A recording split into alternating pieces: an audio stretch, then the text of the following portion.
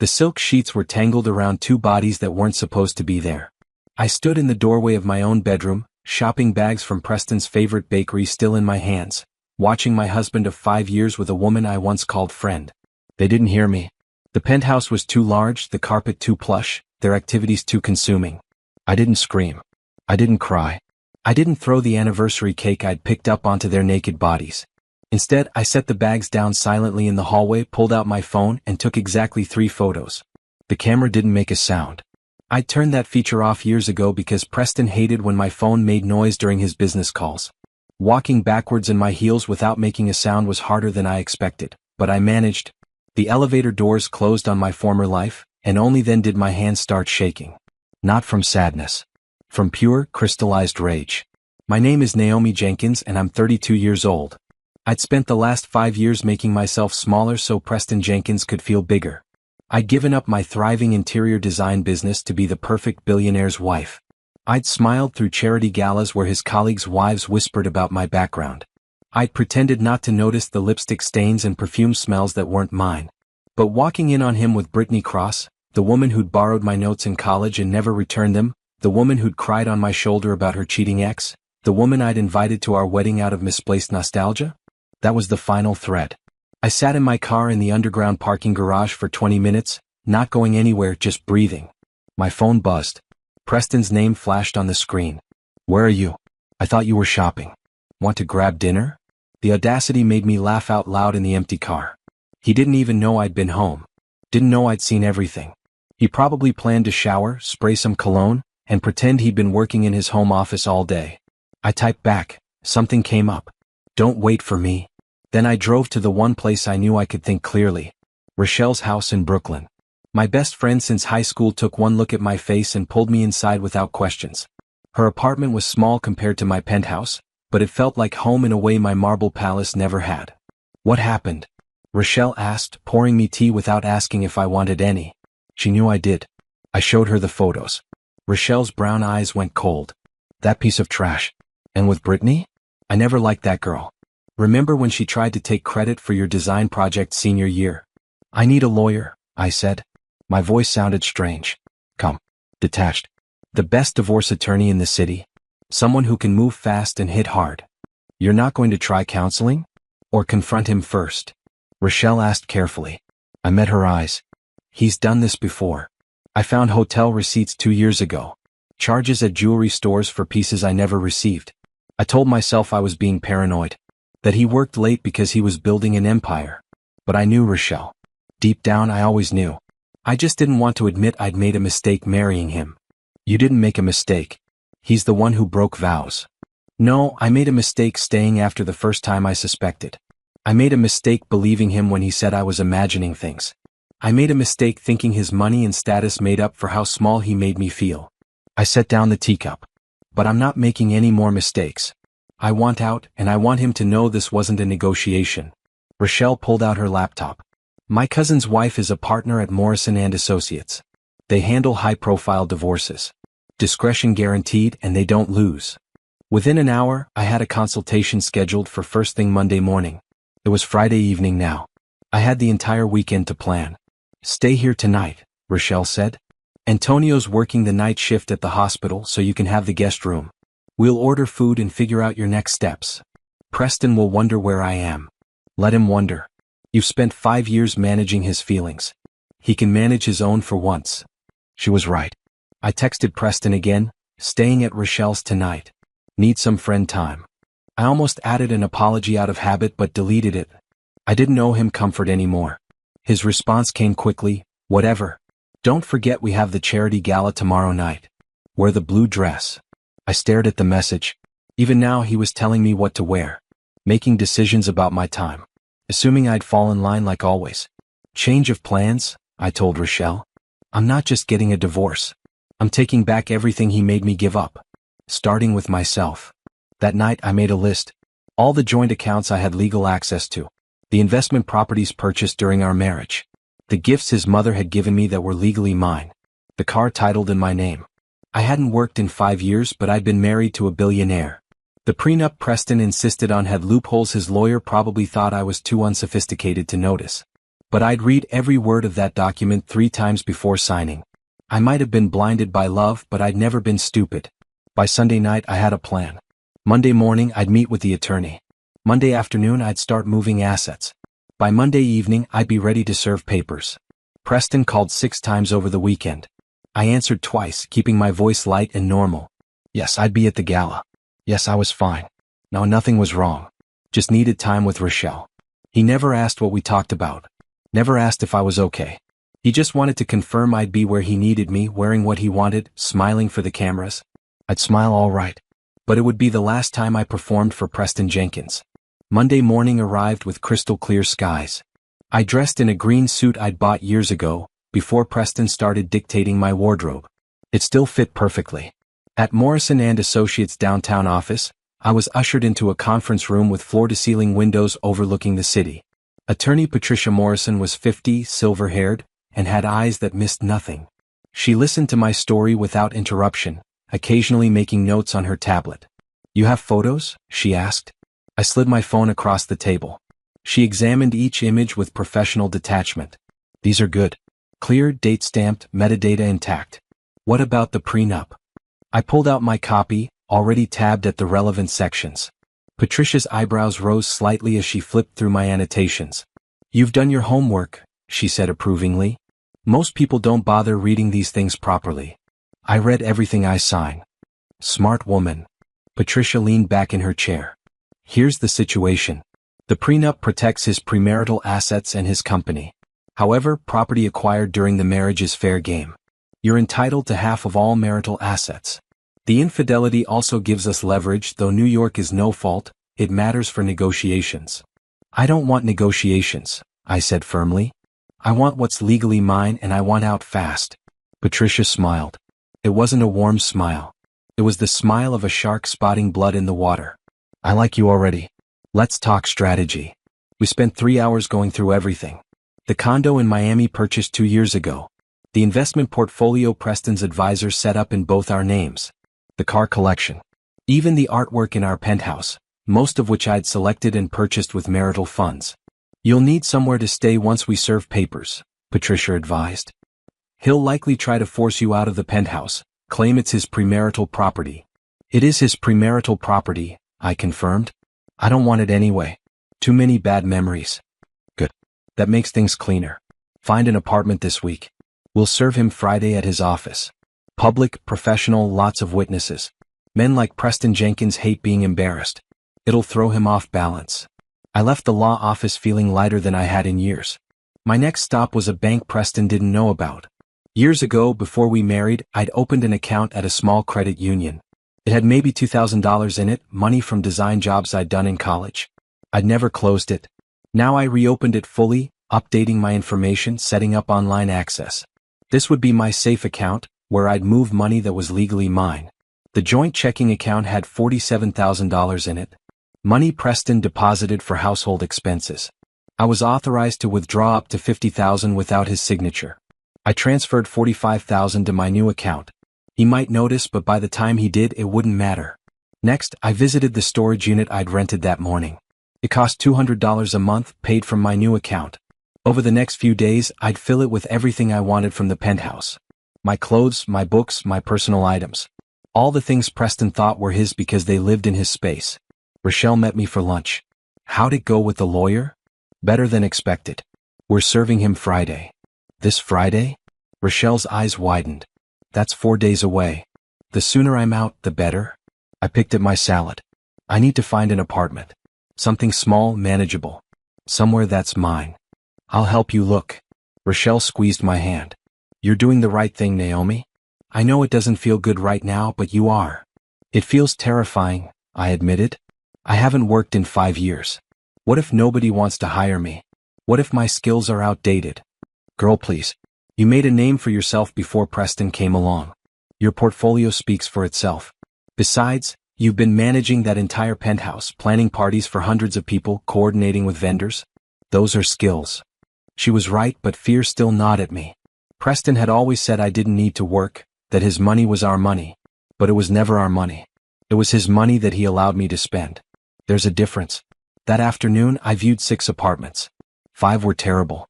The sixth was a two-bedroom in a renovated building in Manhattan. Hardwood floors, big windows, a kitchen that actually had counter space.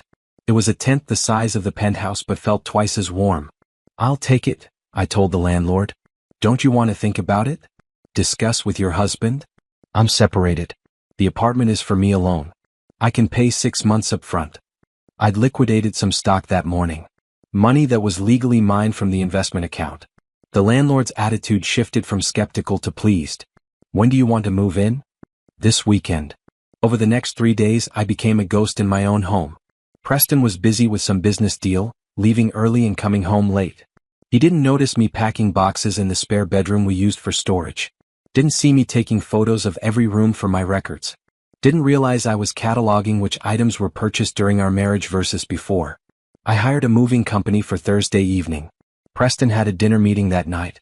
By the time he got home at 11, an entire bedroom of boxes would be gone to my storage unit. He never went in that room anyway. Wednesday afternoon, Patricia called. "I need you to come sign the divorce petition. Everything's ready to file." At her office, I signed my name on document after document. Petition for divorce. Financial affidavit. Request for equitable distribution. With each signature, I felt pieces of my old life falling away. "One more thing," Patricia said. I had my investigator do some digging. "Your husband has been unfaithful with at least 4 different women in the past 3 years. We have hotel records, credit card statements, witness testimonies. If he tries to fight the settlement, we have ammunition." 4 women. My stomach turned. "Do you have their names? Are you sure you want to know?" I thought about it. "No. It doesn't matter who they were. What matters is that he chose them over honoring his vows. That's all I need to know." Thursday evening the movers came as scheduled. I let them in with a key, directing them to take everything from the spare bedroom and half the items from my closet. Preston's things I didn't touch. I wasn't a thief. Just a woman taking back what belonged to her. When Preston came home that night I was in bed reading. He didn't check the spare room. Didn't look in my closet. He kissed my forehead absently and went to shower. The gesture felt like a betrayal all over again. How dare he act affectionate when I knew where his lips had been? Friday morning I dressed in a red suit. Power color. War color. I kissed Preston goodbye at the door like always, waving as he got into his car. He'd be at the office in 30 minutes. Patricia and her process server would be there in 35. I waited until his car disappeared, then I walked back inside the penthouse and looked around at the life I was leaving. 5 years of playing a role. 5 years of being Mrs. Preston Jenkins instead of Naomi. My phone buzzed. "Patricia, papers served." "He's very angry. Throwing things. Security is handling it." I texted back, "Good." Then I called a locksmith to change the locks on my new apartment, even though I hadn't officially moved in yet. I wasn't taking any chances. By noon, Preston had called me 17 times and sent 43 texts. I blocked his number. He tried calling from his office line. Blocked. He had his secretary call. Blocked.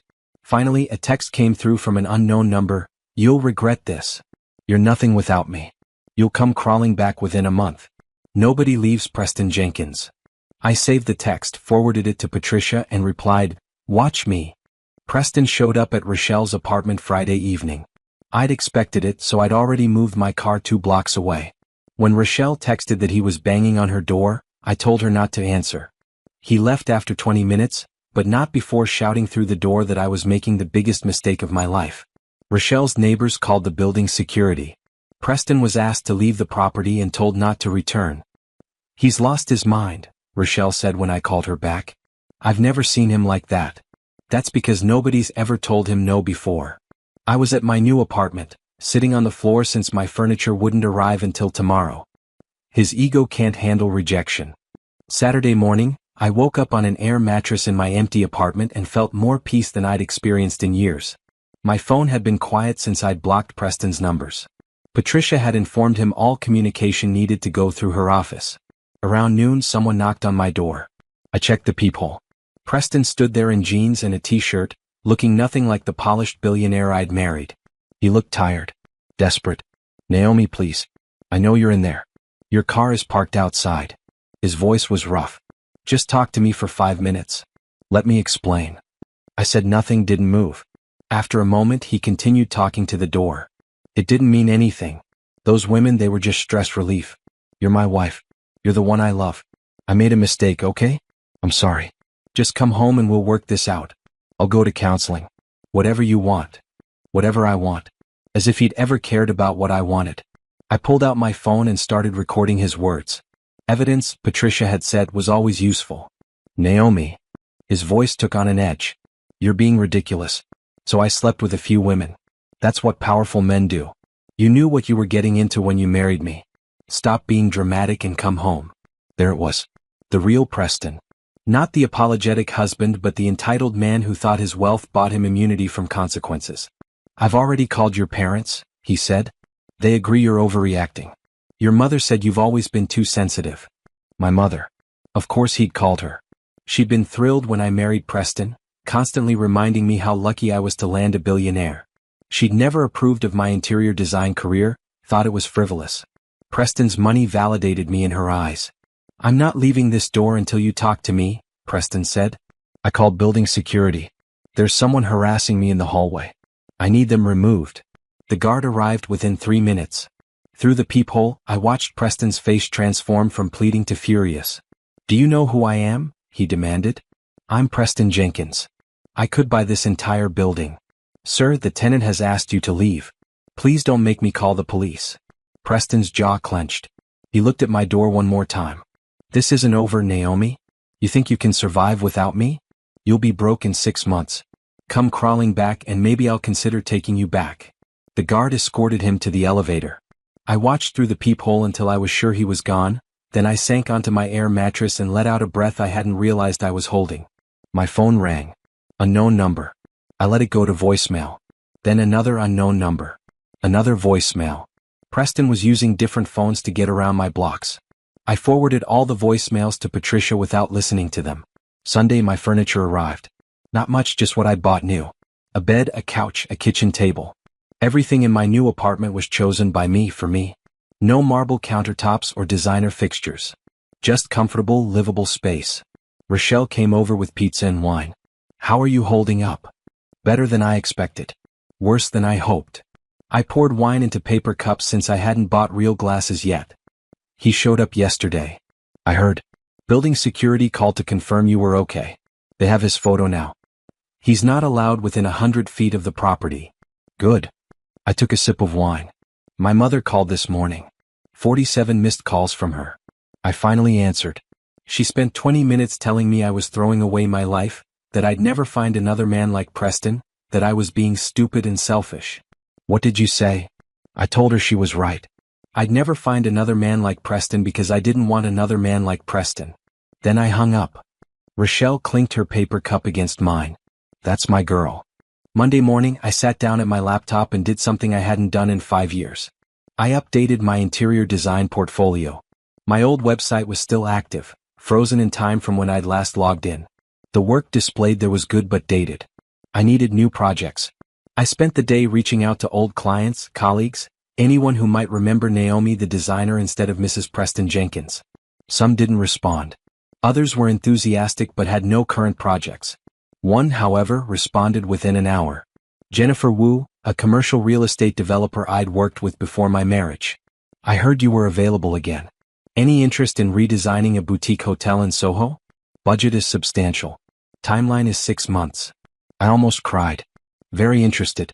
When can we meet to discuss details? We scheduled a meeting for Wednesday.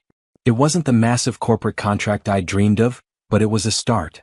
It was proof that I could still do this without Preston's name opening doors. Tuesday afternoon, Patricia called. Preston's attorney contacted us with a settlement offer. He'll give you $250,000 and the Miami condo if you sign an NDA and agree not to speak publicly about the divorce. I laughed. No. I told him you'd say that. You seem shocked. Apparently Preston is confident you'll take whatever he offers because you need the money. What am I legally entitled to? Based on marital assets, probably closer to $3 million plus half the investment portfolio. We're still calculating exact numbers. He's trying to lowball you significantly. Counter with $5 million, the Miami condo and the art collection. No NDA. Aggressive. I like it. I could hear Patricia's smile through the phone. He'll reject it. I know. But let's see how much he's willing to pay to make this go away quietly. That evening I FaceTimed with Rochelle. I have a meeting Wednesday for a hotel redesign project. That's wonderful. Rochelle's face glowed on the screen. See? You're already landing on your feet. I'm terrified I've forgotten how to do this. Naomi, you were brilliant at design. That doesn't just disappear because you took a few years off. Trust yourself. Trust myself. I'd spent so long trusting Preston, believing his version of reality over my own instincts. Learning to trust myself again felt like learning to walk after an injury. Wednesday morning, I dressed in a blue blazer and black pants. Professional, confident, competent. Jennifer's office was in Tribeca, all glass and steel and modern furniture. She greeted me with a hug. You look good, she said. Different from the last time I saw you. That was at my wedding. I remember. You were glowing then. You're glowing now, but it's a different kind of glow. This one looks like freedom. We spent 2 hours going over the hotel project. 15 rooms, each needing complete renovation. Boutique style, targeting young professionals and couples. Budget of $800,000. Was perfect. When can you start? Jennifer asked. Immediately. She smiled. I was hoping you'd say that. I'll have the contract drawn up by Friday. Walking out of that meeting, I felt 10 feet tall. I had a project. I had purpose. I had proof that I existed outside of Preston's shadow. My phone buzzed. Patricia, he rejected the counteroffer. Offered $500,000. Still wants the NDA. I typed back, let him sweat. I'm not negotiating until he takes me seriously. Because that was the thing Preston never understood. I didn't need his money to be somebody. I'd been somebody before him. And I'd be somebody after him. The next 2 weeks were a blur of work and legal maneuvering. Preston raised his settlement offer to $750,000. Patricia advised me to wait. He's desperate. Men like him can't stand being told no. The longer you hold out, the more reasonable our counter looks. The hotel project consumed my days. I met with contractors, selected materials, sketched designs until my hand cramped. It felt like coming home to myself. Every decision was mine alone. No Preston second-guessing my choices or suggesting I pick something more expensive to show off. The first room I designed featured deep red walls with blue accents. A brass bed frame I found at an estate sale. Vintage artwork from local artists. When Jennifer saw the mock-up, she actually gasped. This is stunning, Naomi. This is exactly what I wanted but couldn't articulate. Pride swelled in my chest. Thank you for trusting me with this. I should thank you for being available. I tried 3 other designers first. None of them understood the vision. You got it immediately. The validation meant everything. For 5 years, Preston had subtly undermined my confidence. Little comments about how interior design was cute but not serious work. How real power came from business and finance, not picking out curtains. I'd internalized those messages, started believing my work wasn't important. But Jennifer's boutique hotel would be featured in design magazines. Would bring in guests who appreciated thoughtful aesthetics. Would be a space that improved people's lives, even if just for a weekend stay. That mattered. Meanwhile, Preston's harassment continued in new forms. Since he couldn't contact me directly, he started showing up places he knew I'd be. The dry cleaner near my apartment. The coffee shop where I worked some mornings. Always with the same pleading expression, the same desperate words. Please, Naomi. I miss you. I made a mistake. Don't throw away 5 years over one indiscretion. One indiscretion. Patricia's investigator had documented 4 affairs. Probably more that we hadn't uncovered. But in Preston's mind, his actions were a single lapse in judgment. I never spoke to him during these encounters. Just gathered my things and left. Silence, I'd learned, was more powerful than any argument. It drove him insane that I wouldn't engage. His tactics escalated. Flowers delivered to my apartment. A new car left in my building's parking garage with a note. You deserve better than that old sedan. Jewelry boxes arriving by courier. All returned unopened. All documented by Patricia as attempted manipulation. He's making himself look worse, she told me during one of our weekly calls. Every gift, every contact attempt, it all supports our case that he's trying to coerce you back. Judges don't like that. How much longer until we go to court? He can stall for months if he wants to be difficult. But I don't think he will. Preston Jenkins is a man who likes to control the narrative. The longer this drags out, the more chance details leak to the press. His ego won't allow that. She was right. By the end of week 3, Preston's offer jumped to $1.5 million, the Miami condo and the art collection. No NDA required. He's folding, Patricia said with satisfaction. Do you want to accept? I thought about it. The money would set me up comfortably while I rebuilt my business. The condo I could sell or rent out for passive income. The art was mine anyway, pieces I'd chosen and loved. Yes, but I want one more thing. I want him to admit in writing that the marriage ended due to his infidelity. Not for publication, just for the record. He'll hate that. I know. It took another week of back and forth, but eventually Preston signed. Patricia brought me the final divorce agreement on a Tuesday afternoon. I read every word carefully before signing. How do you feel? She asked as I set down the pen. Free. The divorce wouldn't be final for 60 days, but the hard part was over. Patricia filed the paperwork that afternoon. I went home to my apartment, ordered takeout, and watched a movie I'd been meaning to see for years. Preston had hated comedies, found them lowbrow. So I'd stopped watching them. Now I laughed until my sides hurt at a stupid romantic comedy with a predictable plot. It was perfect. The next morning, I woke to 17 missed calls from Preston's mother. I didn't call back. She'd made her feelings clear weeks ago when she'd sent me a long email about disappointing the family and throwing away a good marriage. I deleted it without finishing. My own mother had stopped calling after I'd told her firmly that my decision was final. We hadn't spoken in 2 weeks. It hurt, but not as much as I'd expected. Some relationships were only strong when you played the role assigned to you. The moment you stepped outside that role, they crumbled. Rochelle, however, was a constant. She checked on me daily, celebrated my small victories, let me vent when Preston did something particularly infuriating. That was real friendship. You seem different, she said over lunch one Saturday. Lighter. Happier. I feel like I've been holding my breath for 5 years and I'm finally exhaling. Any regrets? I considered the question honestly. Only that I didn't leave sooner. That I ignored the red flags before we got married. But I can't change the past. I can only move forward. And how's that going? Better than expected. I showed her photos of the hotel project on my phone. 3 rooms are done. Jennifer is already getting booking requests based on the preview photos I posted. And I got contacted by another potential client yesterday. An executive who saw my work wants me to redesign his company's reception area. Naomi, that's incredible. It's a start. I'm not making Preston-level money, but I'm making enough. And more importantly, I'm making something I'm proud of. That night, I updated my website with photos of the completed hotel rooms. By morning, I had 6 new inquiries. Not all would turn into contracts, but the interest was there. I wasn't a nobody without Preston. I'd never been a nobody. He just convinced me I was. Preston, meanwhile, was dealing with the consequences of his actions. His business partner, Robert Chin, had distanced himself from the company after learning about Preston's affairs.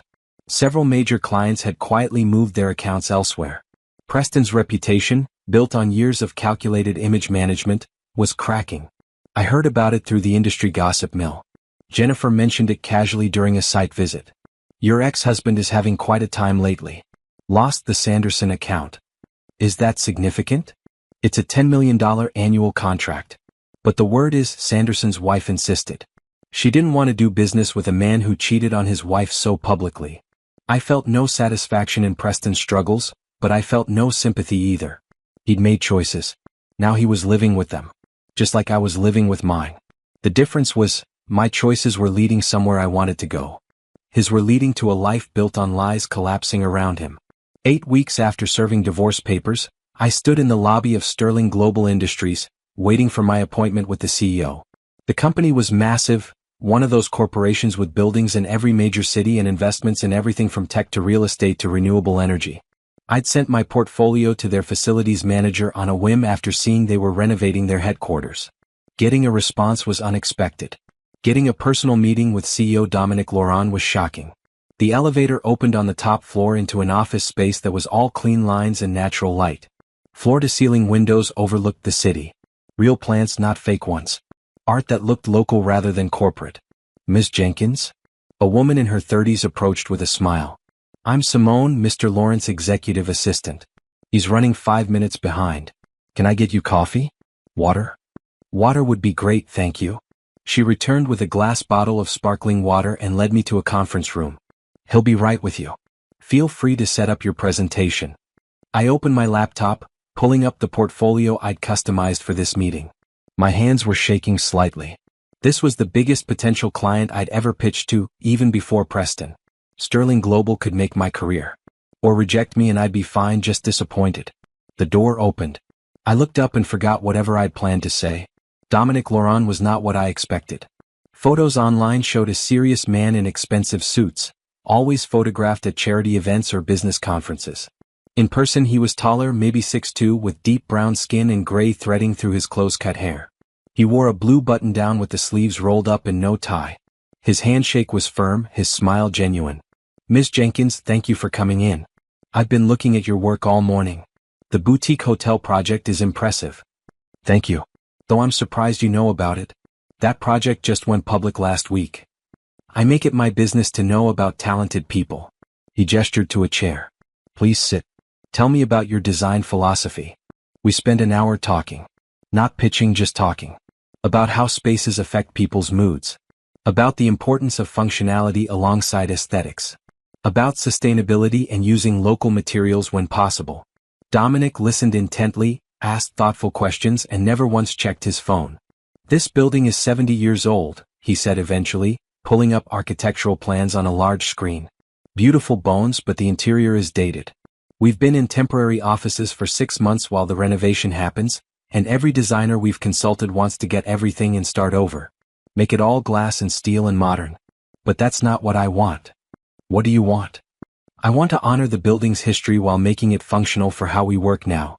I want people who come here to feel welcome, not intimidated. I want my employees to actually enjoy being in the office instead of working from home all the time." I leaned forward, ideas already forming. "Can I see the original blueprints? Any historical photos of how the building looked when it first opened?" His smile widened. "You're the first designer who's asked for those." We spent another hour going through archived materials. The building had been a publishing house originally, with high ceilings and large windows to let in natural light for reading. The current renovation had lowered the ceilings and blocked off windows for climate control efficiency. "This is a crime," I said, staring at a photo of the original grand lobby. "All this natural light, these architectural details. It's all hidden. Can it be restored?" "Some of it. The ceilings probably, if the structure allows. The windows definitely. It would cost more upfront but save money on lighting and climate control long-term. Plus it would make the space feel twice as large." Dominic looked at me with something like respect. "When can you start?" My heart jumped. "Are you offering me the contract?" "Pending budget approval and contract negotiations, yes. You're the first designer who understood what I was trying to accomplish. Everyone else wanted to make a statement. You want to make a space." We shook hands again. His grip was warm, professional, and lingered just a moment longer than necessary. Not inappropriate, just friendly. I found myself smiling as I packed up my laptop. "My assistant will be in touch about next steps," Dominic said. "But I have a feeling this is going to be a good partnership." Walking out of Sterling Global, I felt electric. This wasn't just a career opportunity. It was validation that I'd made the right choice leaving Preston. That I could build something significant on my own merit. My phone buzzed. "Patricia, divorce is final. You're officially single." I stood on the sidewalk, people rushing past me, and felt the weight of 5 years lift off my shoulders. I was single. I was employed. I was free. That evening, I celebrated with Rochelle over Indian food and too much wine. To new beginnings, Rochelle toasted. To being underestimated, I countered. Preston thought I'd fail without him. Look at me now. Speaking of Preston, have you heard from him since the divorce finalized? Not a word. Patricia said he signed everything and moved on. Probably already dating someone new. Good riddance. Rochelle refilled my glass. So tell me about this CEO. Dominic Laurent. I looked him up. He's gorgeous. He's a client, Rochelle. A single client. Divorced 3 years ago. Self-made billionaire. Known for his integrity and philanthropy. Girl, if you don't at least consider it. I just got divorced. The ink is barely dry on the papers. The last thing I need is another relationship. I'm not saying marry him. I'm saying notice when an attractive, successful, apparently decent man shows interest in you. He hired me for my design skills, not because he's interested. Rochelle gave me a look. Keep telling yourself that. I laughed, but later that night, alone in my apartment, I found myself thinking about Dominic. The way he'd actually listened instead of just waiting for his turn to talk. The way he'd asked about my philosophy before my portfolio. The way he treated me like an equal, not like Mrs. Preston Jenkins or a woman who needed things explained simply. It felt dangerous to even notice those things. I'd just escaped one marriage. I wasn't looking for another relationship, billionaire or otherwise. But I couldn't deny there'd been something in that conference room. A connection, a spark, a mutual respect that I'd never had with Preston. Stop it, I told myself. Focus on the work. Build your career. Prove to yourself and everyone else that you're more than someone's wife. The Sterling Global contract arrived via email the next morning. $10 million project. 12-month timeline. Creative control with CEO approval on major decisions. It was everything I'd hoped for and more. I signed it immediately and sent it back. Then I called Jennifer to let her know I'd need to bring in an assistant for her hotel project. I couldn't handle both alone. Hire whoever you need, Jennifer said. Just don't leave me hanging. We're almost done. I won't. I'll finish what I started. That, I'd learned, was the difference between me and Preston. I finished what I started. I kept my promises. I treated people with respect. And apparently, that was rare enough to be valuable. My phone rang. Unknown number. I almost didn't answer, but something made me pick up. Naomi? Brittany's voice, tentative and scared. Please don't hang up. I need to talk to you. I hung up immediately. Blocked the number. Whatever Brittany wanted to say, I didn't need to hear it. That chapter of my life was closed. I'd moved forward and I had no intention of looking back. Rochelle's response when I told her, good. You don't owe her anything. Not forgiveness, not a conversation, nothing. The Sterling Global project officially kicked off 2 weeks later. I assembled a small team, an assistant designer fresh out of school but hungry to learn, and a project manager I'd worked with years ago who was thrilled to come out of retirement for something this significant. Our first official meeting was in Sterling Global's temporary offices. Dominic sat in on it, along with his CFO and head of operations. I presented my initial vision, using the historical photos alongside modern design concepts. The goal is to create a space that honors the building's past while supporting how your company works now, I explained, clicking through renderings. Open floor plans with flexible workspaces, but also private areas for focused work. Natural materials, local art, plenty of light. A building that feels alive, not sterile. The CFO had questions about costs. The head of operations wanted to know about timeline. Dominic just watched me present, a slight smile on his face. After everyone else left, he lingered. Your team looks solid. Thank you. Antonio has 30 years of experience managing large projects, and Keisha is young but talented. She has fresh perspectives I need. And you trust them? Completely. I don't work with people I don't trust. Something flickered across his face. That's wise. I learned that lesson the hard way years ago. We were alone in the conference room. Professional distance said I should leave, get back to my office, start working on the next phase. But something made me stay. Can I ask you something? I said. Why did you choose me? You could have hired any of the big corporate design firms. Instead you picked someone whose biggest project before this was a boutique hotel. Dominic leaned against the table. Because those big firms would have given me what they thought I wanted, not what I actually needed. You listened. You asked questions. You understood that this project isn't about my ego. It's about creating a space where people want to be. Most CEOs do want it to be about their ego. I'm not most CEOs. He met my eyes directly. And you're not most designers. I did my research, Naomi. I know about your divorce. I know you walked away from a lot of money to start over. That takes courage. My stomach tightened. You looked into my personal life? I look into everyone I do business with. Not to judge, but to understand. Your ex-husband is the kind of man who thinks money solves everything. You're the kind of woman who values integrity over comfort. That's the kind of person I want working on my company's headquarters. I didn't know what to say. Preston had never acknowledged my values, only tolerated them when they didn't inconvenience him. Here was someone who'd hired me partially because of them. Thank you, I said finally, for seeing that. Thank you for being that. He straightened, professional mask sliding back into place. I'll let you get back to work. But Naomi, if you ever need anything, my door is open. Not just for this project. In general. After he left, I sat in the empty conference room for 10 minutes, processing. This felt different from my working relationship with Jennifer. Different from any professional interaction I'd had. Dominic treated me like a peer, an equal, someone whose opinion mattered. It was intoxicating and terrifying in equal measure. Over the next month, I threw myself into work. The Sterling Global project was consuming in the best way. Every day brought new challenges, new decisions, new opportunities to create something meaningful. My team was incredible. Antonio handled logistics with calm efficiency. My assistant brought fresh ideas that pushed my thinking. Dominic checked in weekly, always respectful of my time but genuinely interested in the progress. Sometimes he'd stop by the building site to see the work in person.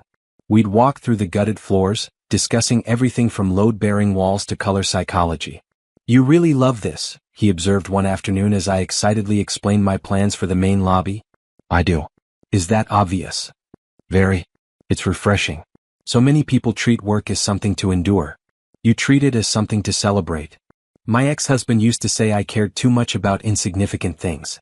Dominic frowned. "Redesigning a building that thousands of people will use every day isn't insignificant. Creating spaces that improve people's lives isn't insignificant." Your ex was wrong.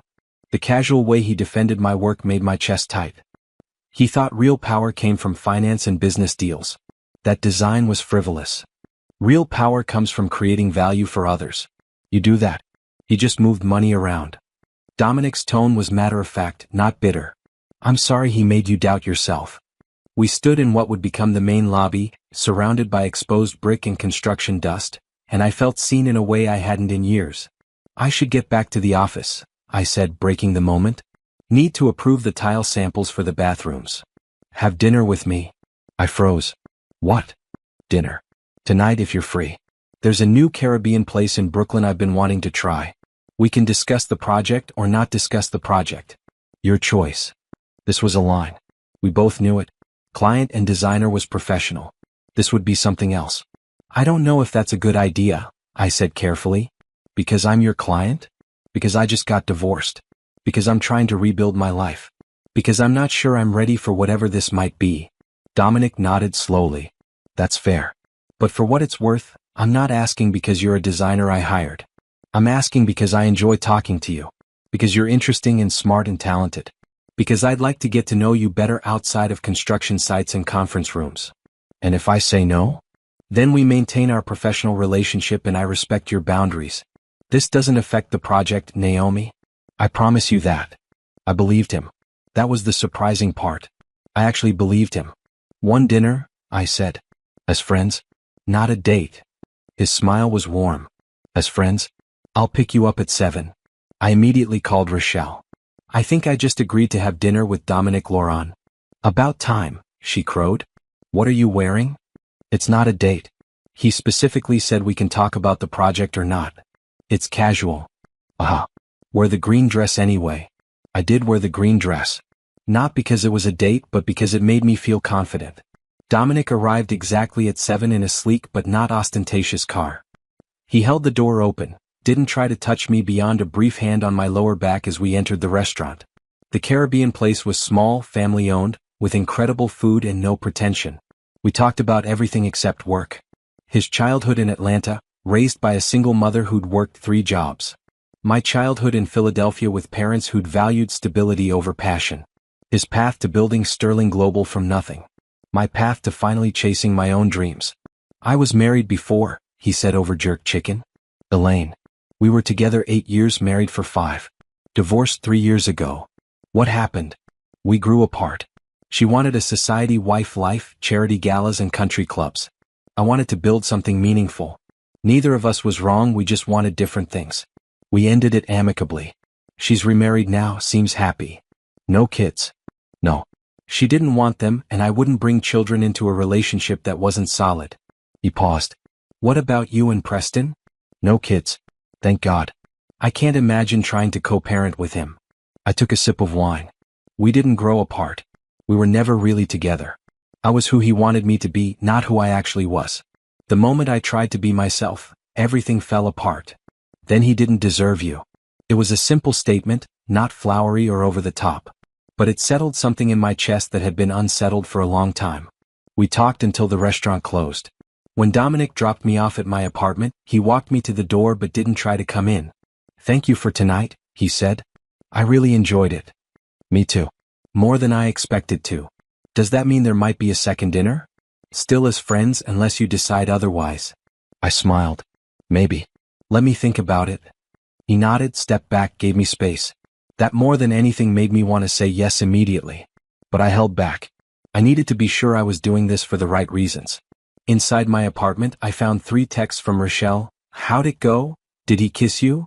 Answer me. I called her. It was perfect. And no, he didn't kiss me. He was a complete gentleman. Boring. Respectful. There's a difference. Rochelle, I think I actually like him. Of course you do. He's everything Preston wasn't. Respectful, interested in you as a person, successful without being arrogant. That's what scares me. What if I'm just rebounding? What if I'm drawn to him because he's different from Preston, not because we're actually compatible?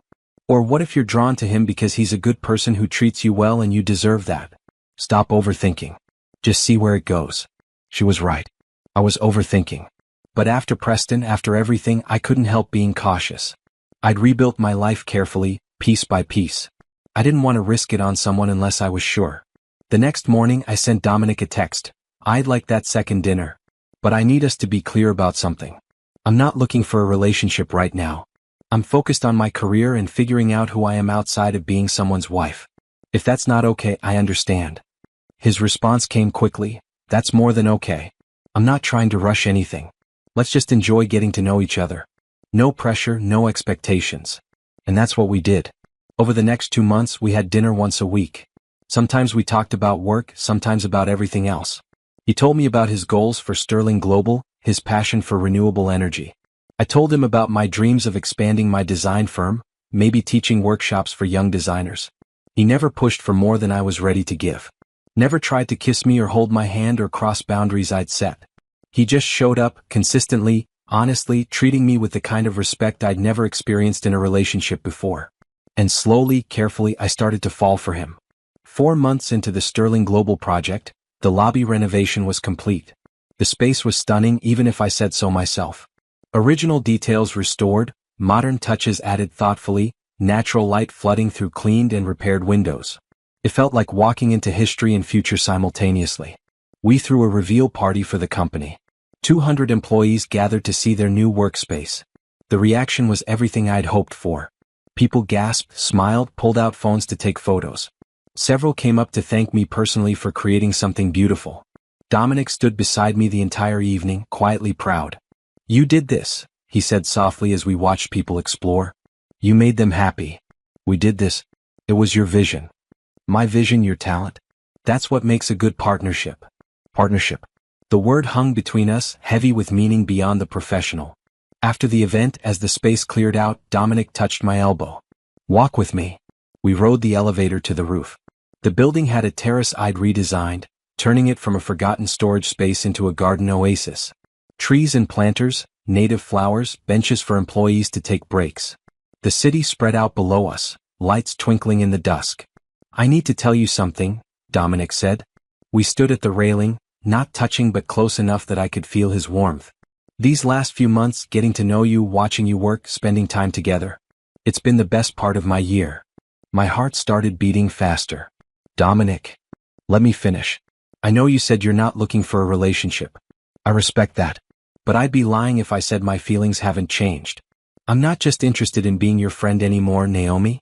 I'm interested in being more. If you're ready. If you want that too. I turned to face him fully. His expression was open, vulnerable, honest. Everything Preston had never been. I'm scared, I admitted. I just got out of a marriage where I lost myself completely. I'm still figuring out who I am. What if I do that again?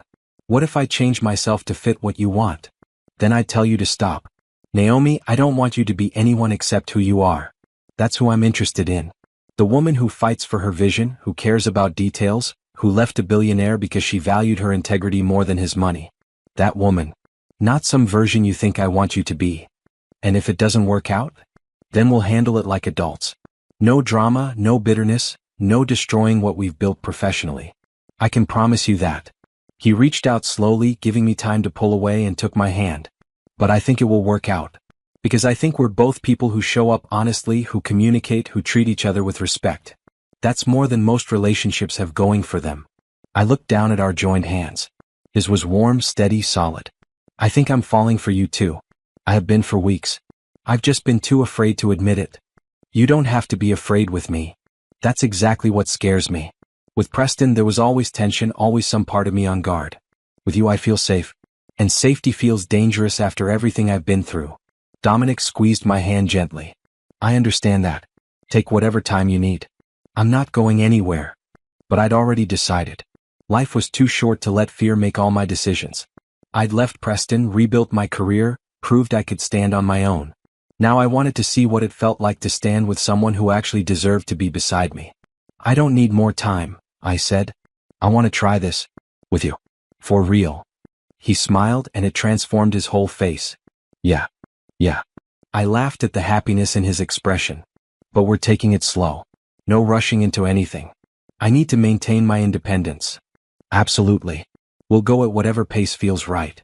He hesitated. Can I kiss you now? Yes. It was nothing like kissing Preston. There was no possessiveness, no sense that he was claiming me. Just warmth and gentleness and a question in every movement, making sure I was okay, that I wanted this. I kissed him back with 5 months of repressed feelings pouring out. When we broke apart, we were both breathless. Wow, Dominic said. Yeah, I agreed, laughing. Wow. We stayed on the roof for another hour talking about what this meant, what we both wanted. He'd been single for 3 years, focused on building his company. I'd been single for 5 months, focused on rebuilding myself. We were both ready for something real, something healthy, something built on mutual respect. I want you to know, I said eventually, that I'm not interested in your money. I don't need you to buy me things or take care of me financially. I have my own career, my own income. I'm with you because of who you are, not what you have. I know that. He tucked a strand of hair behind my ear. That's one of the things I love about you. You see me, not my bank account. Do you know how rare that is? Preston used to say women only wanted him for his money. Preston was projecting. He probably only wanted women for shallow reasons and assumed everyone else was equally transactional. Dominic's voice was calm, matter-of-fact. But that's not how real relationships work. Real relationships are about partnership, respect, shared values. What you and I are building. That's real. I believed him. That was the truly revolutionary part. After Preston, after all his lies and manipulation, I doubted my ability to trust anyone. But Dominic had proven himself consistently over months. He'd never lied, never manipulated, never made me feel small. He'd just shown up as himself and let me be myself. We started officially dating after that night. Still taking it slow but no longer hiding what we were to each other. Rochelle was thrilled. Finally. I've been waiting for you two to figure it out. Were we that obvious? Girl, yes. The way he looks at you? Like you're the most fascinating person in the world. And the way you light up when he's around? Everyone could see it except you two. My mother called a week later. We hadn't spoken in months, not since the divorce finalized. I heard you're dating someone new. Word travels fast. Is it serious? It might be. Why? She sighed. I was wrong, Naomi. About Preston, about the divorce, about everything. Your father and I talked and we realized we pushed you to stay in a bad marriage because we were thinking about money and status instead of your happiness. I'm sorry. The apology caught me off guard. Thank you for saying that. This new man, is he good to you? Very good. He treats me like a partner, not property. Then I'm happy for you. Truly. She paused. Can we start over? I miss my daughter. We talked for an hour, really talked, maybe for the first time in years. It didn't erase the hurt of her earlier dismissal, but it was a start. Relationships could heal if both people were willing to do the work. Dominic and I fell into an easy rhythm. Dinners twice a week. Working on the Sterling Global project together. Weekend mornings at the farmer's market. Simple things that felt profound because they were built on genuine connection. 3 months into officially dating, he took me to meet his mother. She lived in a modest house in Atlanta despite Dominic's offers to buy her something bigger. I don't need bigger, she said firmly. She was a tiny woman with Dominic's eyes and a smile that could light up a room. I need what makes me happy. This house has good memories. I liked her immediately. She asked about my work, my goals, my family. Not in a judgmental way but with genuine curiosity. Over Sunday dinner, she pulled me aside while Dominic was clearing dishes. My son is happy with you. Happier than I've seen him in years. Thank you for that. He makes me happy too. Good. That's how it should work. Equal joy, equal effort. She squeezed my hand. He's a good man. I raised him to be. But don't let him work too hard. He forgets to rest sometimes. I've noticed. I'm working on that. She laughed.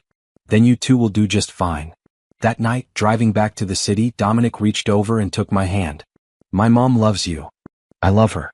She's wonderful. She said you're good for me. That I seem lighter. You are good for me too. You make me feel like I can be myself without apology. You never have to apologize for being yourself. Not with me.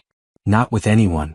6 months into our relationship, Dominic asked me to move in with him. No pressure. Keep your apartment if you want. But I have space and I love waking up next to you on the mornings you stay over. It would be nice to make that permanent. I thought about it seriously. Not because I doubted him, but because I needed to make sure I wasn't repeating old patterns. Moving in with Preston had meant giving up my independence. Would this be different?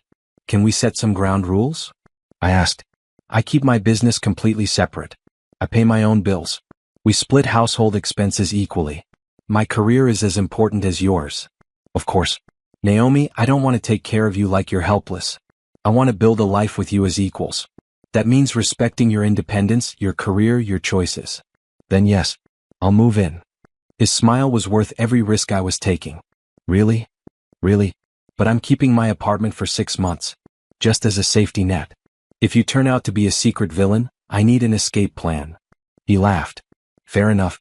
Though I promise no secret villain plans. Moving in together was surprisingly easy. We both worked long hours so we understood when the other needed space. We split cooking and cleaning without arguing about it. He had his office, I had mine. We came together at the end of the day to share meals and talk about our work. It was everything my marriage to Preston hadn't been. Partnership. Respect. Joy. 8 months after we started dating, Dominic proposed. We were back on the roof terrace at Sterling Global, now complete and open to all employees. It was evening, the city lights spreading below us like stars. I know this might seem fast, he said, getting down on one knee. But I've never been more sure of anything. You're my partner in every way that matters. You make me better. You challenge me to be more thoughtful, more present. I love you, Naomi. Not because you're convenient or because you fit some image of what my life should look like. I love you because you're you. Marry me. Build a life with me. As equals, as partners, as people who choose each other every day. The ring was perfect. Simple, elegant, not ostentatious. Just like everything else about us. Yes, I said, tears streaming down my face. Yes, absolutely yes. He stood and kissed me and I felt the final pieces of my old life fall away. I wasn't Mrs. Preston Jenkins anymore. I wasn't defined by my divorce or my struggles. I was just Naomi, a woman who'd found real love with a man who valued her for exactly who she was. We got married 2 months later in a small ceremony with close friends and family. Nothing like my first wedding, which had been huge and showy and all about Preston's image. This one was intimate and meaningful and all about commitment between two people who actually knew and loved each other. Rochelle was my maid of honor. Dominic's mother cried through the entire ceremony. My parents came and apologized again for not supporting me during the divorce. We all started fresh that day. The wedding made the news. Not because we wanted it to, but because Dominic was a public figure. The headlines were variations on the same theme. Self-made billionaire marries interior designer, and Sterling Global CEO ties the knot. And in smaller papers and gossip columns, there was another story, Preston Jenkins' ex-wife marries richer man. Those made me laugh. Not because Dominic was richer, though he was. But because they missed the point entirely. I didn't marry Dominic for his money. I married him because he saw me as a person, not an accessory. Preston's reaction to the news would become its own story. But on my wedding day, I didn't think about him at all. I was too busy being happy. The morning of my wedding, I woke up in Rochelle's guest room surrounded by sunlight and the smell of coffee. No nerves, no second thoughts. Just pure, uncomplicated happiness. You're glowing, Rochelle said, bringing me breakfast in bed. Actually glowing. It's disgusting how happy you look. I laughed. Is this what healthy relationships feel like? Just being excited instead of anxious. Yes, girl. This is what you deserve. What you should have had all along. My dress hung on the closet door. Not a designer gown that cost more than a car. Just a beautiful, simple dress in cream with red flowers embroidered along the hem. I'd found it at a small boutique, loved it immediately, bought it the same day. No months of deliberation or trying to impress anyone. The wedding was at a historic mansion in upstate New York. 50 guests, all people we actually cared about. The ceremony would be outside, weather permitting, followed by dinner and dancing inside. Personal, intimate hours. My mother helped me get ready. We'd rebuilt our relationship slowly over the past year. She'd never be perfect, but she was trying. That counted for something. You look beautiful, she said, fastening my necklace. Different from your first wedding. I'm different from my first wedding. Yes, you are. Stronger. More yourself. She met my eyes in the mirror. I'm proud of you, Naomi. For leaving when it got hard. For building something new. For not settling. It was the first time she'd said those words. I hugged her, careful not to wrinkle my dress. Dominic's mother arrived next with Rochelle's help, since she was getting on in years. She took my hands and smiled. My son is the luckiest man alive. You know that, right? I think I'm pretty lucky too. That's what makes this good. You both know how fortunate you are to have found each other. She produced a small box. This was my grandmother's. Dominic's grandfather gave it to her when they got married. I want you to have it. Inside was a simple gold bracelet, worn with age but beautiful. I can't take this. You can. Your family now. This is what we do. We pass things down to the people we love. I put it on and it felt like a blessing. The ceremony itself was perfect. Simple vows we'd written ourselves, promising partnership and respect and honesty. Dominic cried when I walked down the aisle. Not embarrassed tears, just genuine emotion that he didn't hide. When the officiant pronounced us married, we kissed and the small crowd erupted in applause. My design partner from the hotel project was there, along with Jennifer and several other clients who'd become friends. Antonio and his assistant had come. Dominic's business colleagues and close friends filled out the rest. Everyone there genuinely cared about us. At the reception, Dominic's mother gave a toast. When Dominic told me he was dating someone, I was happy. When he told me he was serious about her, I was hopeful. When he told me he wanted to marry her, I was grateful. Because Naomi isn't just good for my son. She's good, period. She's talented and strong and kind. She makes him better and he makes her better. That's what marriage should be. Rochelle's toast was shorter. I've known Naomi since high school. I watched her lose herself in her first marriage. And I watched her find herself again after. Dominic, thank you for seeing her, all of her, and loving what you see. Naomi, thank you for being brave enough to try again. You two give the rest of us hope. We danced until my feet hurt. Ate amazing food. Laughed with friends. At one point, I looked around at the celebration and felt overwhelmingly grateful. This was my life now. Real love, real friends, real happiness. Late in the evening, Dominic and I snuck away to a quiet corner of the garden. The party continued inside, music drifting out through open doors. Happy? He asked, pulling me close. Incredibly. You. More than I knew was possible. He kissed my forehead. Thank you for taking a chance on me. Thank you for being worth the risk. We stayed there for a while, just holding each other before heading back to our wedding. Our guests, our celebration, our beginning. The next morning, news of our wedding was everywhere. Not just in society pages but in business sections, celebrity gossip sites, even trending on social media. Photos of us dancing, laughing, kissing. The press was mostly positive, focusing on the romantic story of two successful people finding love. But there were other stories too. Stories about Preston. According to multiple sources, he'd seen the wedding announcement and lost control completely. Threw a crystal decanter through his office window. Screamed at employees. Called me names I won't repeat. His board of directors had called an emergency meeting to discuss his increasingly erratic behavior. Let me see, I said to Rochelle, who was reading the articles on her phone. Are you sure? Some of this is ugly. I'm sure. Preston had given an interview to a financial magazine. In it, he claimed I'd been a gold digger who left him for someone richer. That I'd never loved him, only his money. That I'd manipulated Dominic into marriage to secure my financial future. I read the whole thing twice. Then I laughed. Why are you laughing? Rochelle looked concerned. He's saying terrible things about you. Because it's so clearly projection. He married me because I looked good on his arm and made him feel powerful. I was an accessory to him, just like those women he cheated with. He can't comprehend that someone might value things other than money, so he assumes everyone is as shallow as he is. My phone rang. Patricia, my divorce attorney. Have you seen the interview? Just read it. Do you want to respond? I can draft a statement. We could sue for defamation. I thought about it. The old Naomi would have been terrified of public scandal, would have wanted to hide. But I wasn't that woman anymore. No statement. No lawsuit. Let him embarrass himself. Anyone who knows me knows the truth. Everyone else, their opinion doesn't matter. You're sure? This kind of press can be damaging. I'm sure. Preston is doing what Preston does best, making everything about him. I'm not going to play that game anymore. I've moved on. He should too. Dominic agreed with my decision. Responding would just give him more attention. He's spiraling. Let him. And spiral Preston did. Over the next 2 weeks, more stories emerged. His company was in trouble. Major clients had left. His board was discussing removing him as CEO.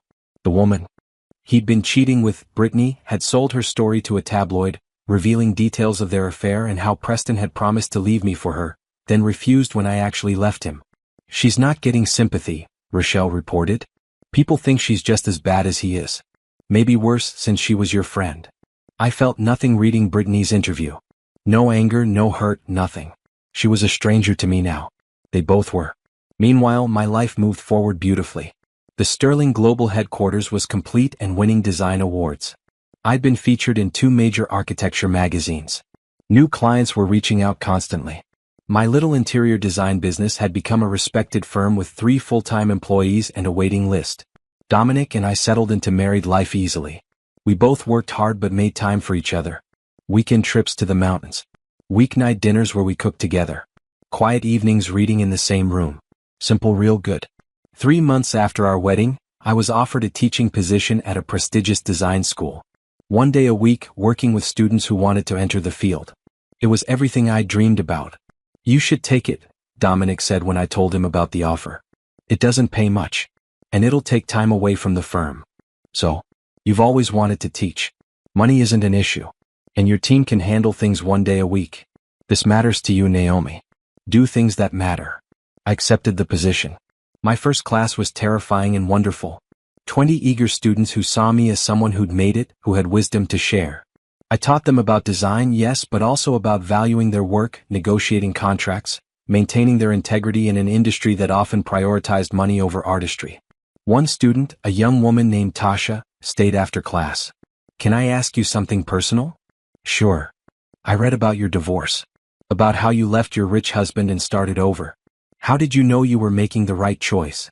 I thought about my answer carefully. I didn't know for sure. I just knew staying was definitely the wrong choice. Sometimes that's enough. Sometimes you have to trust that anything is better than staying somewhere you're not valued. What if you'd failed? What if you couldn't rebuild your career?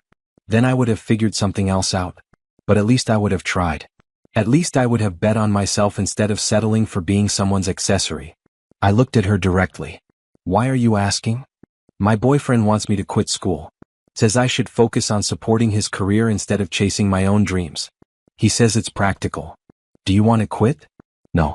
But he says if I love him, I'll do this for us. Love doesn't ask you to make yourself smaller. Love doesn't demand you give up your dreams. Real love supports you in becoming more yourself, not less. Anyone who asks you to quit something you love doesn't have your best interests at heart. She nodded slowly. That's what I thought. But everyone says compromise is important in relationships. Compromise is important. But compromise means both people give a little, not one person giving up everything. What's he compromising? Nothing. He says his career is more important because he'll make more money. Then he's not your partner. He's someone who wants to use you. There's a difference. Tasha left looking thoughtful. I hoped she'd make the right choice for herself. The conversation reminded me how far I'd come, how different my life was now. That night I told Dominic about it. Was I too harsh? Should I have stayed neutral? You told her the truth. That's not harsh, that's kind. She needed to hear it from someone who's been there. I just don't want her to make the same mistakes I did. Then you're a good teacher. You pulled me close. And for the record, I'm grateful you made those mistakes. Because they led you here. To me. To us. That's a generous way of looking at it. It's the truth. Everything you've been through shaped you into the woman I love. I wouldn't change any of it because changing it might mean we never met. 4 months into our marriage, we talked about the future. Kids maybe. Expanding my business. Dominic's plans to open Sterling Global offices internationally. We had options, possibilities, a whole life stretching ahead of us. I never thought I'd be this happy, I admitted one Sunday morning over coffee. After Preston, I thought maybe this kind of relationship didn't exist. That everyone was just pretending or settling. It exists. It's just rare. You have to find someone who values the same things you do. Someone who sees partnership as addition, not subtraction. Someone who makes you more yourself, not less. You did that for me. Made me more myself. You did it for yourself. I just had the good sense not to get in your way. That was the thing about Dominic. He never took credit for my growth. Never acted like he'd saved me. He just supported me while I saved myself. Preston's spiral continued in the background of my happiness. His company filed for bankruptcy.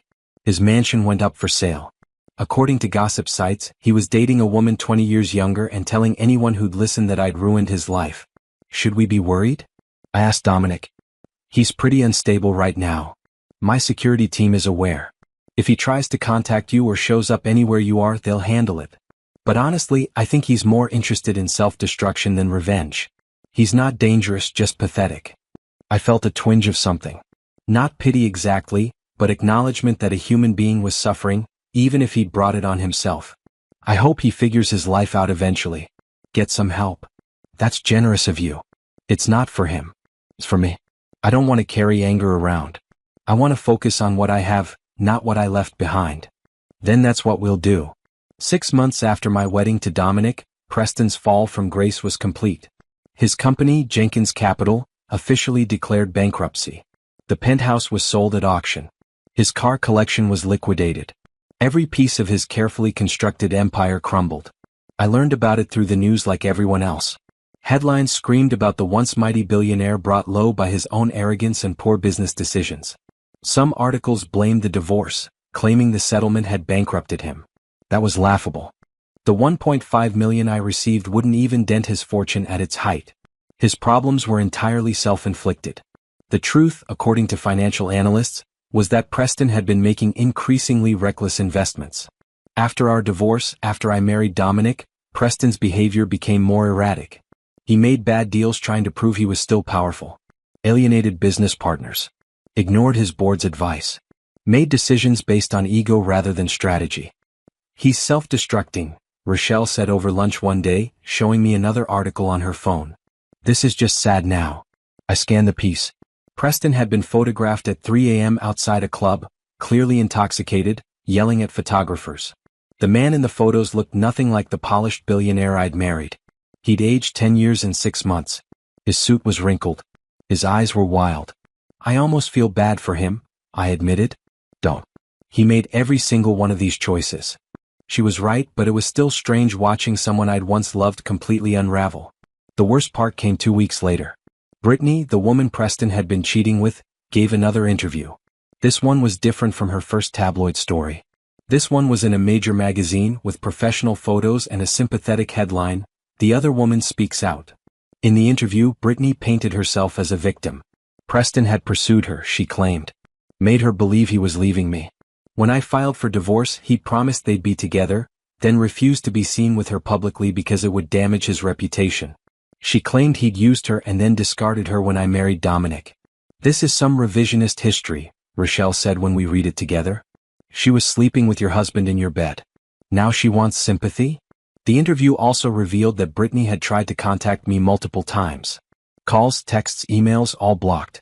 She claimed she wanted to apologize, to explain, to make amends. Should I respond? I asked Dominic that evening. Tell my side. Do you want to? Part of me does. Part of me wants everyone to know the truth.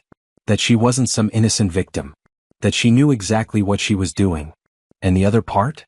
The other part wants to leave the past alone. Move forward. Not get dragged back into that mess. Dominic was quiet for a moment, then said, "You know what I think? I think responding makes you a character in their story. Right now you've moved on. You have a successful career, a happy marriage, a whole life they're not part of. Getting involved again pulls you back into their drama. Is that worth it?" He was right. I drafted a brief statement through Patricia. I have no interest in relitigating the past. I wish everyone involved the peace and growth they need to move forward. I will not be commenting further on this matter. It was the perfect response. Professional, final, giving nothing away. Meanwhile, Preston's attempts to contact me escalated. Letters arrived at my office, all unopened and forwarded to Patricia. Voicemails on my business line, all saved as evidence but not listened to. He even tried to contact my parents, begging them to convince me to help him. He says he's bankrupt, my mother told me hesitantly when she called. That he needs money. He wanted to know if you'd consider a loan. I laughed out loud. He wants me to loan him money? After everything? I told him absolutely not. But he's very persistent. Says you're his wife. Ex-wife. Very ex. And no, I won't be loaning him anything. My father got on the phone. He mentioned something about the divorce settlement being unfair. That you took advantage of him when he was vulnerable. He signed everything willingly, with his own lawyers present. There was nothing unfair about it. I paused. And even if there had been, it wouldn't matter. He made his choices. He has to live with the consequences. After that call, I blocked my parents for a week. Not because I was angry with them, but because I needed them to understand I would not be discussing Preston with them. When I finally unblocked them and we talked, they agreed not to pass along any more messages from him. The real turning point came in month 7. Preston showed up at Sterling Global. Security called Dominic immediately. I was in a meeting when Dominic texted, "Preston's here. Security has him in lobby. Do not come down." My stomach dropped. "He's here? At your building?" "He demanded to see you." Security said no. "He demanded to see me." "I'm going down with my head of security." "Stay where you are." I stayed in the conference room with my design team, but I couldn't focus on the presentation. My phone was in my hand waiting for updates. 20 minutes later, Dominic called. "He's gone. Police escorted him off the property. He's been banned from the building and surrounding block." "What did he want?" "He wanted me to convince you to give him money. He claimed the divorce settlement was everything he had, that he's homeless and broke because of you." When I said no, he started yelling. That's when security called the police. That night at home, Dominic showed me the security footage. Preston looked terrible. Rumpled clothes, greasy hair, wild eyes. He'd aged dramatically. The confident billionaire was gone, replaced by someone desperate and unhinged. "He's claiming you destroyed his life," Dominic said quietly. "I didn't destroy anything. I just stopped participating in his version of reality." "I know that. I'm just warning you, he's fixated on you as the source of all his problems. My security team is concerned he might escalate." I felt ice in my stomach. "Escalate how?" "They don't know. But they want to increase your security. Personal bodyguard when you're working on sites, enhanced security at the apartment building, monitoring of his known locations." It felt excessive, but I agreed. Better safe than sorry. The bodyguard's name was Simone, a no-nonsense woman in her 40s who'd worked protection detail for years. She was discreet, professional, and surprisingly easy to have around. Clients barely noticed her presence. 2 weeks with Simone and nothing happened. No Preston sightings, no attempts at contact. Maybe he'd finally given up. Then I got a call from Brittany. She'd somehow gotten my direct office line. "Naomi, please don't hang up. I need to warn you about Preston." Against my better judgment, I stayed on the line. "What about him?" "He's planning something. I don't know what exactly, but he's obsessed with you. He talks about you constantly. About how you humiliated him, how you took everything from him. He's not rational anymore, Naomi. I'm worried he might try to hurt you." "Why are you telling me this?" "Because I'm not a complete monster despite what you think. I made terrible choices. I hurt you. But I don't want you to get hurt physically because of him." "What exactly is he planning?" "I don't know. He doesn't tell me things anymore. We're not together. But I've heard him on the phone talking about teaching you a lesson, making you understand what you did to him. It scares me." I thanked her coldly and hung up. Then I called Dominic and repeated the conversation. "I'll have my security team investigate," he said immediately. "In the meantime, stay vigilant. Don't go anywhere alone. Simone stays with you at all times." 3 days later, Preston was arrested. He'd been caught outside my old apartment building at 2 a.m. with bolt cutters and a duffel bag. When police searched the bag, they found zip ties, duct tape, and a folder of photos of me. All recent, all taken without my knowledge. He'd been stalking me for weeks. The charges were serious. Stalking, attempted breaking and entering, possession of burglary tools. His lawyer tried to argue he was just emotional about the divorce, but the evidence was overwhelming. Preston had been planning something and it wasn't good. He was denied bail due to flight risk and the severity of the charges, which meant he'd be in jail awaiting trial for months. "It's over," Dominic said the night after Preston's arrest. "He can't hurt you now." I sat on our couch processing everything. My ex-husband had been planning to break into my old apartment. To do what? Confront me? Hurt me? The folder of photos suggested something more sinister than just wanting to talk. "I never thought he'd go this far," I said quietly. "People do crazy things when their ego is threatened. Preston built his entire identity on being powerful and in control. You took that control away when you left. He couldn't handle it. Brittany saved my life by warning me. Maybe. Or maybe security would have caught him anyway. Either way, you're safe now. Preston's trial happened 4 months later. I didn't attend, but Patricia kept me updated. The evidence was overwhelming. Photos of me, detailed logs of my schedule, plans sketched out in notebooks. The prosecution argued Preston had been planning to kidnap me, possibly hurt me as revenge for leaving him. He was convicted on all counts. Sentenced to 5 years in prison with mandatory psychiatric evaluation and treatment. When Patricia told me the verdict, I felt nothing. No relief, no satisfaction, no pity. Just a strange emptiness where Preston used to live in my mind. "It's really over," I said to Dominic that night. "How do you feel?" "Tired. Grateful. Ready to stop looking over my shoulder." I leaned against him. "And ready to focus completely on our life. No more past haunting us." "No more past," he agreed. "Just future." Preston's conviction made headlines briefly, but public interest faded quickly. He was yesterday's news. A cautionary tale about ego and entitlement. Nothing more. Brittany disappeared from public view entirely. Last I heard, she'd moved to another state, changed her name, was trying to start over. I hoped she'd learned something from the whole disaster. As for me, I finished several major design projects that year. Won 2 prestigious industry awards. Expanded my firm to 6 employees. Started teaching a second class at the design school. Built a life so full and rich that Preston was just a footnote, a brief chapter in my history that led to something better. 5 years after leaving him, I barely remembered what it felt like to be Mrs. Preston Jenkins. That woman seemed like a stranger. Someone I'd once known but no longer recognized.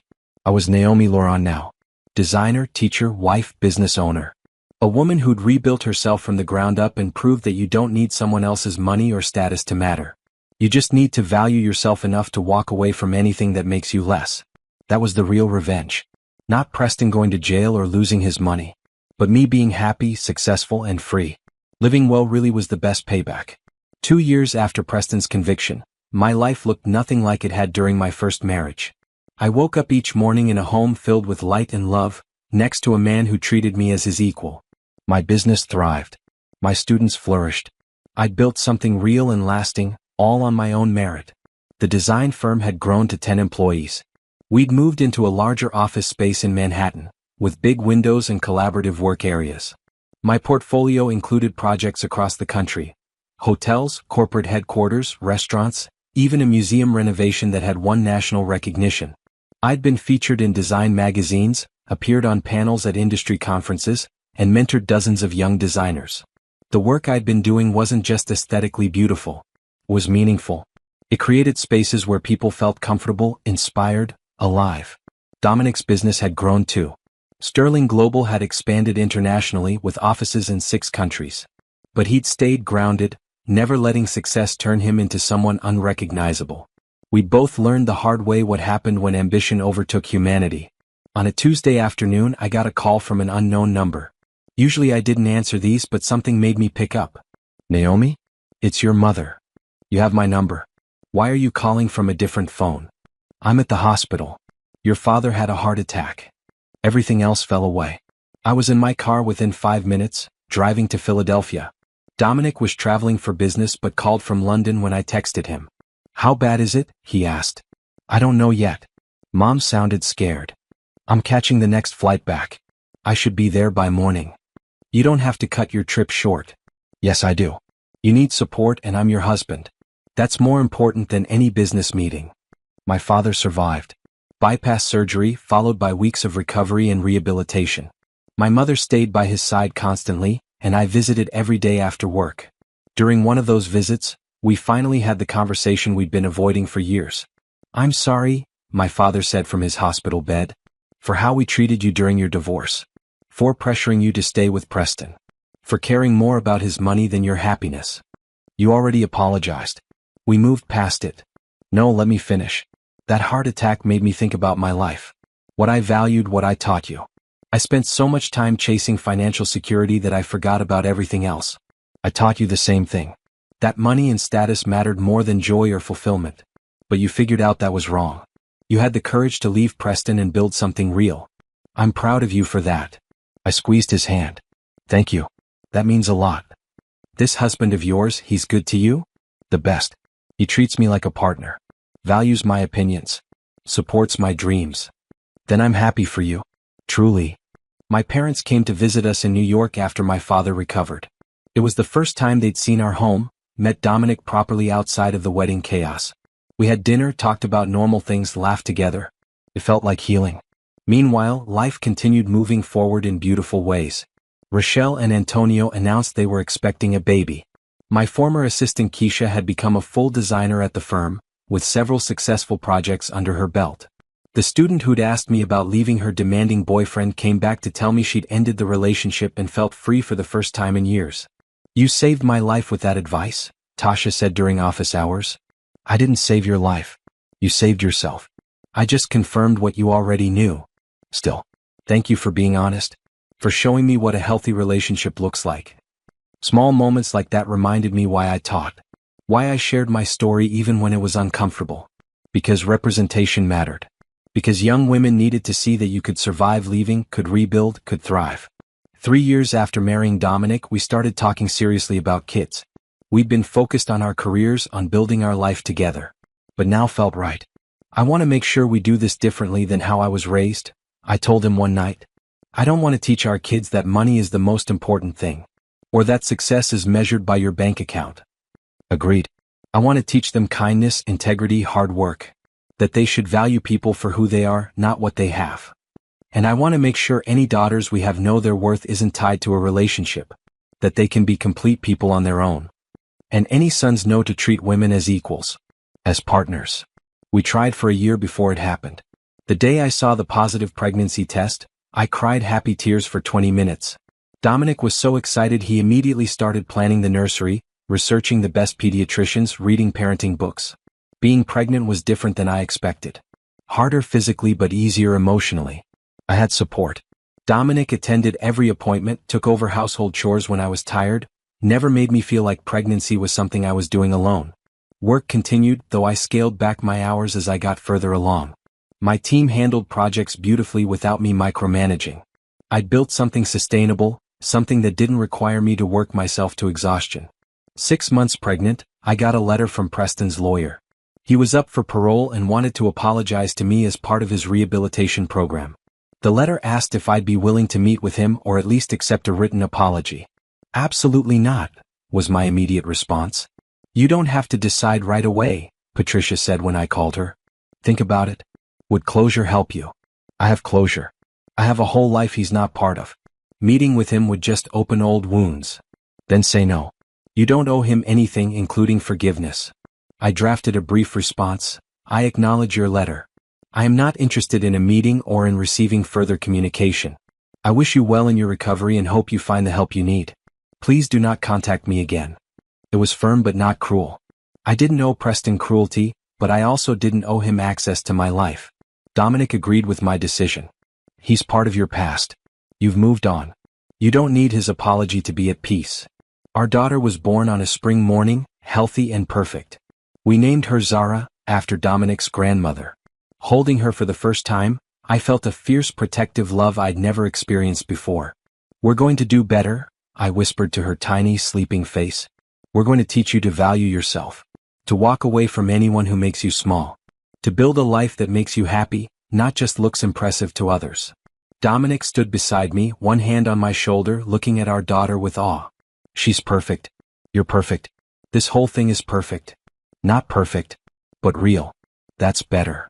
Maternity leave was beautiful. Dominic took paternity leave too, wanting to be present for these early months. We stumbled through sleepless nights together, learned to change diapers and interpret different cries. It was exhausting and wonderful. My firm continued running smoothly without me, which was both reassuring and slightly humbling. I'd built something that didn't require my constant presence. That was success. When Zara was 6 months old, I went back to work part-time. 3 days a week with the option to work from home when needed. My team welcomed me back but didn't collapse without me. They'd grown, taken on leadership roles, expanded their skills. "You built something sustainable," Rochelle said when she visited with her own baby, a son named Trevor. "A business that doesn't require you to sacrifice everything. That's rare." I learned the hard way what happens when work becomes your entire identity. Or when a relationship does. Balance matters. We sat in my living room, babies playing on the floor, talking about motherhood and careers and how to do both without losing ourselves. It felt like everything I'd been working toward. A life filled with real relationships, meaningful work, and genuine happiness. 4 years after my divorce from Preston, 5 years after leaving that penthouse, I received a notification. Preston had been released from prison on parole. He'd served his time, completed his mandatory treatment, was apparently a changed man according to the parole board. How do you feel about it? Dominic asked carefully. Nothing. He's someone I used to know. He's not a part of my life anymore. If he tries to contact you, then security will handle it. But I don't think he will. He lost everything trying to punish me for leaving. I imagine he's learned his lesson. I was right. Preston never contacted me. According to gossip I heard through the industry grapevine, he'd moved to Arizona, was working a regular job, living a quiet life. Apparently prison and therapy had actually changed him, made him confront the person he'd been. Good for him, I thought when I heard. Everyone deserves a chance to grow. But that didn't mean I needed to be part of his growth journey. My life was full without him in it. I had a business I'd built from scratch. A husband who treated me as an equal partner. A daughter who was growing up watching a healthy relationship. Friends who supported me unconditionally.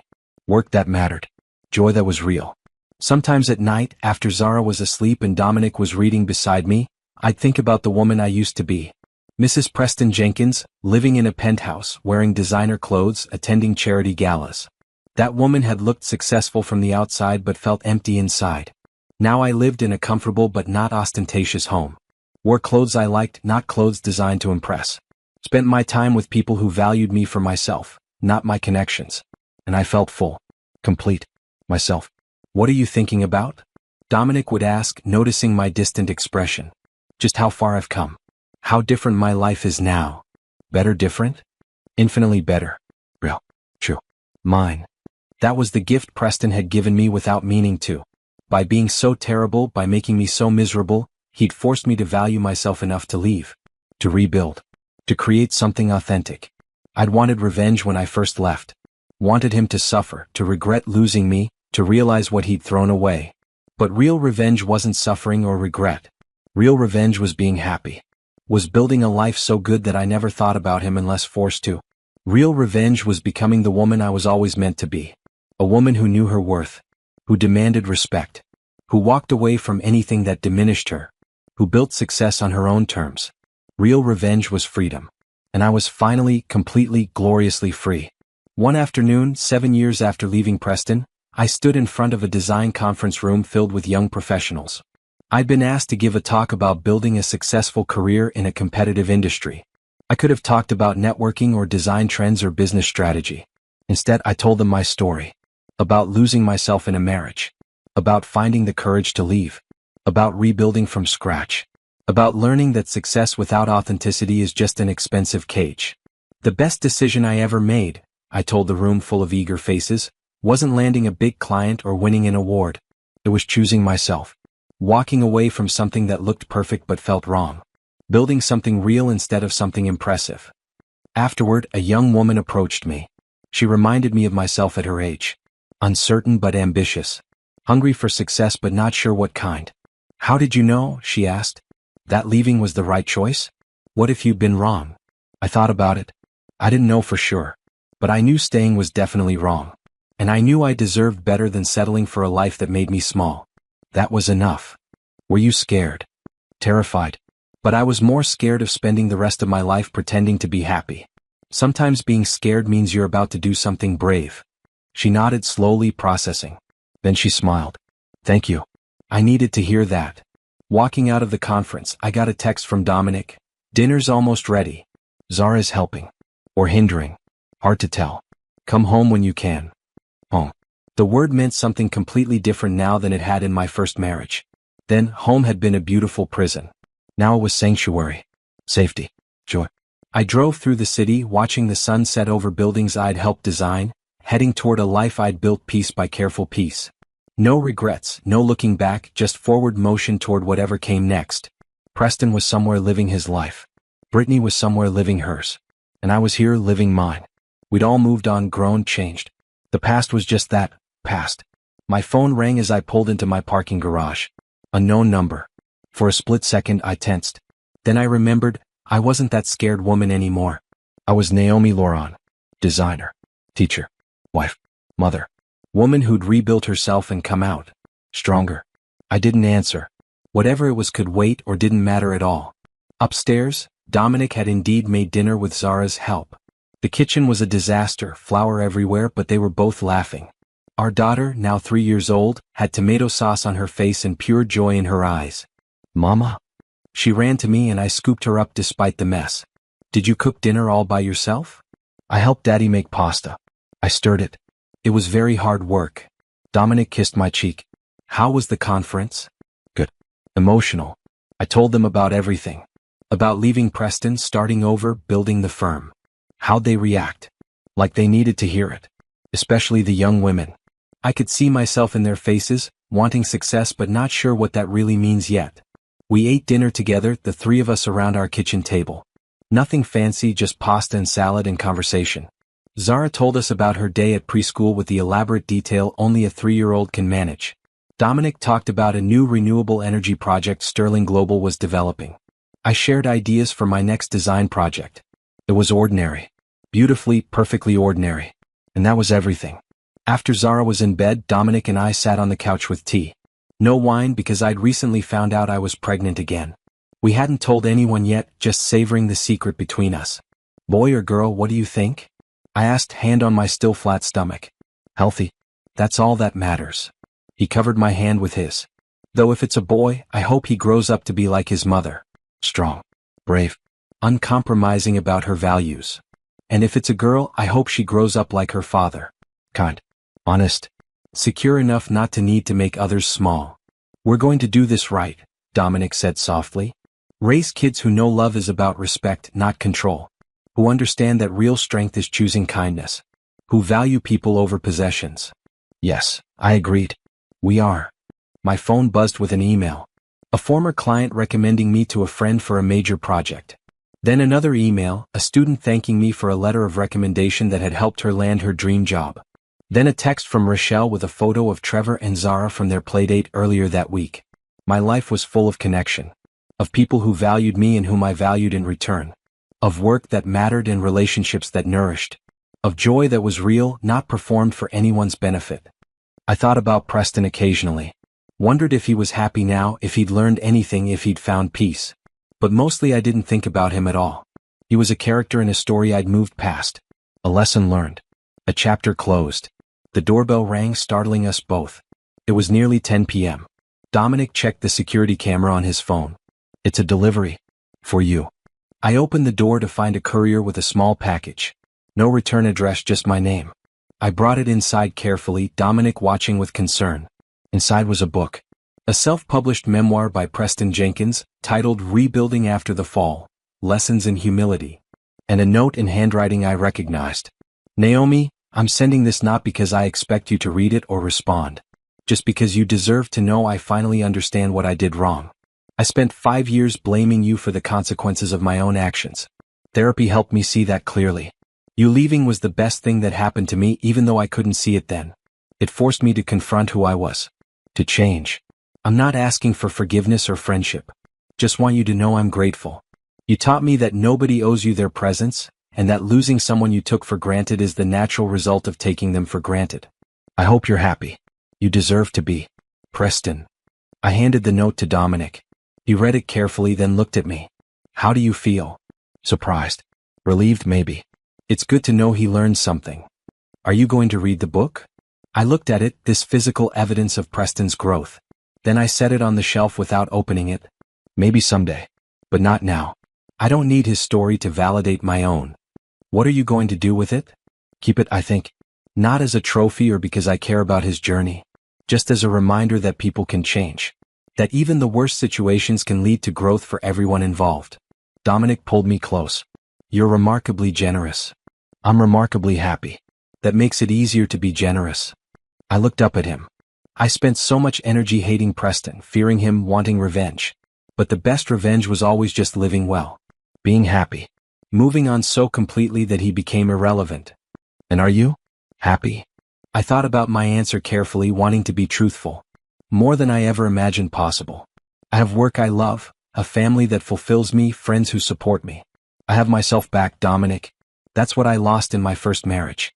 My sense of self. And getting that back, building a life as my authentic self, that's worth more than any amount of money or status. I'm glad I get to be part of that life. Me too. You made it safe for me to be myself. To take up space. To have opinions and boundaries. You showed me what partnership actually looks like. We sat in comfortable silence for a while, just holding each other. Outside, the city glowed with lights. Inside, our home was warm and full of love. This was my life now. Real, messy, beautiful mine. The next morning, I donated Preston's book to the library. Let someone else read his story if they wanted. I had my own story to live. At work, I met with my team to discuss our newest project. Designing a shelter for women leaving abusive relationships. It was pro bono work, but it mattered more than any high-paying corporate job ever could. Creating a space where women could feel safe, could start rebuilding, could remember their worth. I want this to feel like hope, I told my designers. Not institutional, not cold. Warm. Safe. A place that says, you deserve beautiful things. You deserve care. You deserve to start over. We worked on it for months, pouring our hearts into every detail. Bright colors, natural light, comfortable furniture. Private rooms where women could feel secure. Common areas where they could build community. Gardens where they could grow things, literally and metaphorically. When it opened, I attended the ribbon cutting. Met some of the women who'd be staying there. Heard their stories of leaving, of fear, of hope. One woman about my age pulled me aside. Thank you, she said simply, for making this beautiful. For showing us we're worth beautiful things. I hugged her, this stranger who was also somehow my sister in survival. You are. Never forget that. Driving home that evening, I thought about the journey. From Mrs. Preston Jenkins, living in a gilded cage, to Naomi Laurent, living in freedom. From woman afraid to leave to woman who built something meaningful from the ashes. From seeking revenge to seeking joy. The revenge I'd wanted so badly in those early days? It had come, but not in the form I'd expected. Not in Preston's suffering or regret, but in my thriving, in my joy, in my absolute refusal to let his actions define my future. Real revenge was being happy. Was building a life so full that the past couldn't touch it. Was becoming someone so completely myself that I no longer recognized the woman who'd once bent herself into impossible shapes to fit someone else's vision. Real revenge was freedom. And I was finally, completely, gloriously free. 10 years after leaving Preston, I stood at another design conference. This time as the keynote speaker. My firm had grown to 20 employees. My work had been featured internationally. I'd published a book about sustainable design. I'd mentored hundreds of young designers. I'd raised 2 children who knew their worth.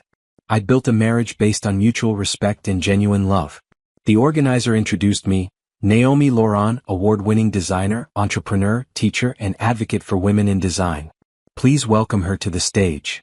I walked out to applause, looked at the audience full of eager faces and smiled. This was my life now. Purpose, passion, impact, joy. Thank you for that introduction, I began. Before we talk about design, I want to tell you a story about the most important project I ever worked on. It wasn't a building or a hotel or a corporate headquarters. It was myself. I told them about leaving. About rebuilding. About learning that success means nothing if you lose yourself achieving it. About the courage it takes to start over. About the freedom that comes from valuing yourself enough to walk away from anything that diminishes you. The best design project you'll ever work on is your own life, I concluded. Make it authentic. Make it yours. Make it beautiful not because it looks impressive but because it feels true. That's how you build something that lasts. The applause was thunderous. Afterward, dozens of people wanted to talk, to share their own stories of leaving, rebuilding, finding themselves. I stayed for hours, listening, encouraging, witnessing. This was my revenge. Not Preston's downfall but my rising. Not his regret but my joy.